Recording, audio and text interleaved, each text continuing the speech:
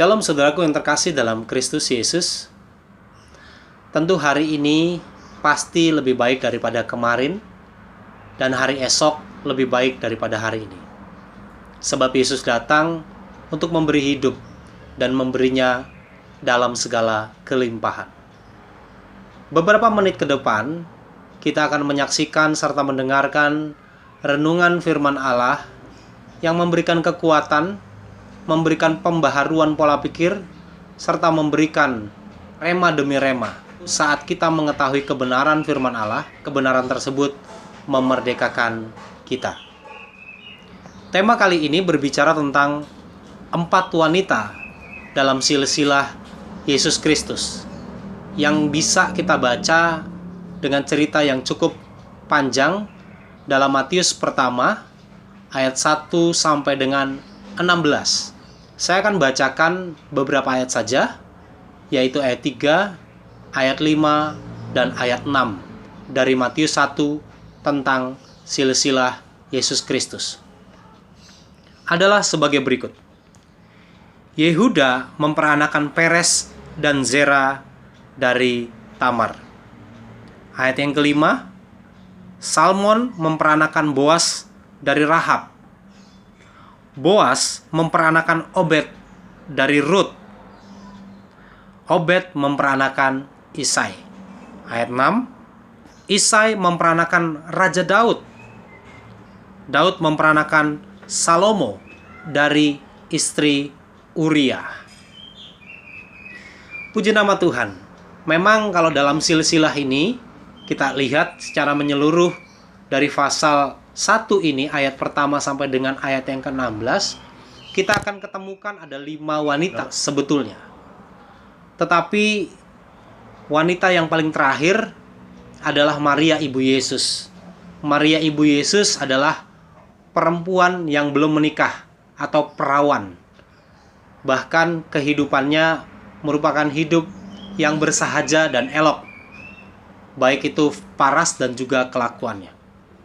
Tapi dalam silsilah ini ada 4 wanita yang digambarkan adalah sebagai berikut. Seperti ayat yang sudah kita baca tadi, wanita atau perempuan yang pertama adalah Tamar. Pertanyaannya, siapakah Tamar itu? Kalau kita lihat, Tamar itu ada dalam Kejadian 38 ayat 13 sampai 30. Tamar sesungguhnya adalah anak menantu daripada Yehuda, di mana Yehuda memiliki 3 anak laki-laki.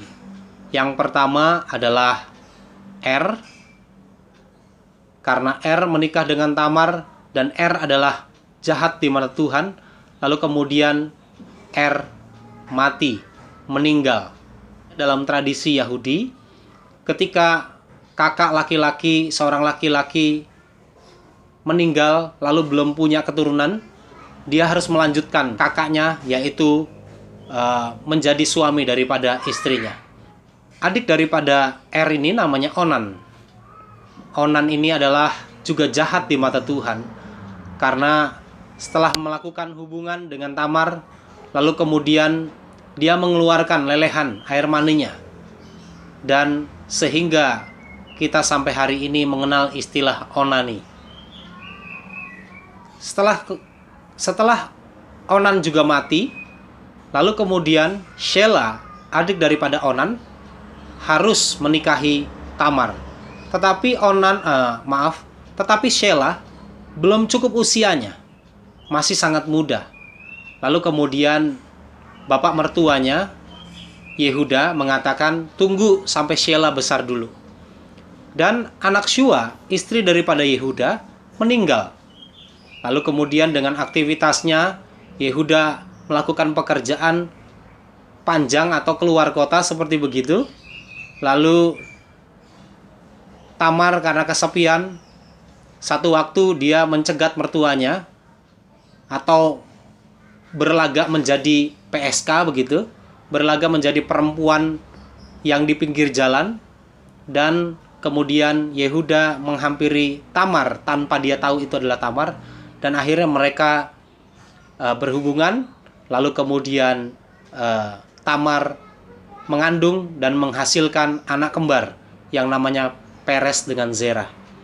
Ini menggambarkan atau memberitahukan satu kebenaran bahwa terjadilah hubungan menantu dan mertua. Ini tidak benar, ini tidak baik, ini bukan satu hal yang dianjurkan oleh Allah. Tetapi dalam cerita silsilah Yesus ini, ada Tamar yang kemudian tercatat. Hubungan tidak baik ini tercatat dalam Alkitab. Perempuan atau wanita yang kedua adalah Rahab. Siapakah Rahab ini? Tentu kalau di dalam Alkitab, kitab Yosua pasal yang kedua ayat yang pertama, kita mengetahui identitas Rahab. Rahab ini adalah pelacur. Dia memiliki rumah yang besar dan rumahnya itu dijadikan untuk kumpul-kumpul pelacur wanita-wanita yang menjajakan dirinya, dan rumahnya menjadi tempat untuk orang-orang bertamu dan melakukan hal-hal yang tidak baik. Tetapi perempuan sundal ini atau perempuan seks komersil ini dalam Yosua 2 ayat yang pertama tercatat juga dalam Alkitab. Sebab dia melakukan sesuatu hal, yaitu karena dia takut akan Tuhan, dia menolong 2 utusan atau mata-mata Israel yang diutus oleh Yosua pada waktu itu. Dan karena rumahnya Rahab adalah di pinggir tembok kota daripada Yeriko, maka tempat tersebut dibuat satu perjanjian oleh 2 pengintai dari Israel tersebut. Kalau Tuhan berhasil memenangkan pertandingan atau memenangkan peperangan, maka Rahab dan keluarganya diselamatkan. Dan betul saja dalam Yosua kalau kita baca ceritanya, kemudian bangsa Israel mengelilingi Yeriko selama 7 hari, dan runtuhlah kota itu, dan runtuhlah negeri itu. Bahkan bangsa Israel dapat dengan mudah mengalahkan serta merebut kemenangan dari orang-orang Yeriko. Semua di bumi hanguskan, hanya Rahab dan keluarganya yang diselamatkan.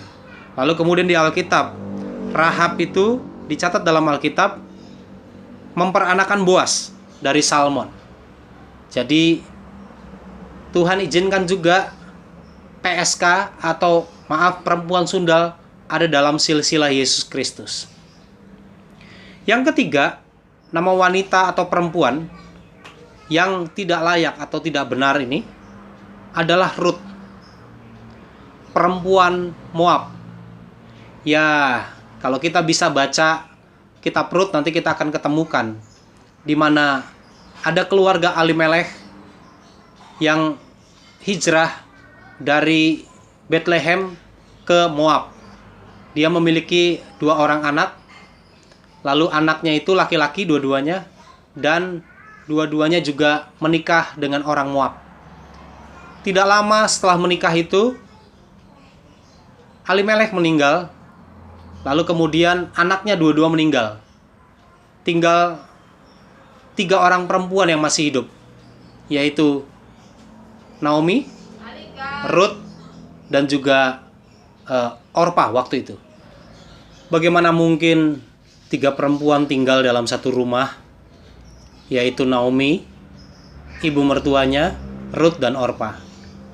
Dan Orpa pamit mohon diri untuk kembali kepada Allahnya, kembali kepada keluarganya, kembali kepada bangsanya. Beda dengan Ruth yang mempertahankan kepercayaannya sehingga dia ikut terhadap ibu mertuanya, dan akhirnya kalau kita tahu Ruth karena kasih sayang Tuhan, dia diubahkan menjadi pribadi yang sukses, kaya, dan diberkati.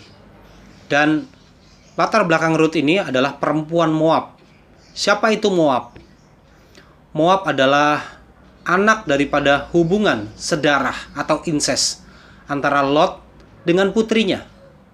Sehingga kita tahu 2 keturunan besar ini, Moab dan Amon.